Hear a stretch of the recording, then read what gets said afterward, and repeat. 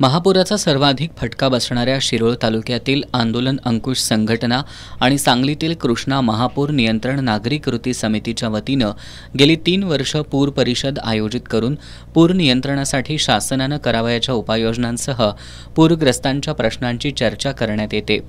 यंदा कुरुंदवाडमध्ये 6 जुलैला चौथी पूर परिषद होणार आहे।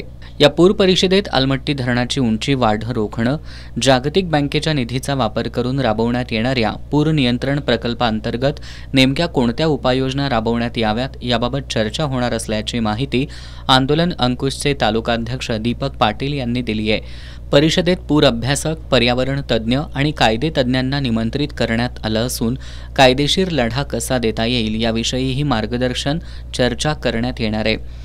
पत्रकार बैठकीला आंदोलन अंकुशचे राकेश जगदाळे, प्रभाकर केंगार, निवृत्त अभियंता प्रदीप वायचळ, कृष्णा पूर नियंत्रण समितीचे संजय कोरे, प्रभाकर कुंभार, संभाजी शिंदे, रघु नाईक, उद्धव मगदूम यांच्यासह पदाधिकारी उपस्थित होते।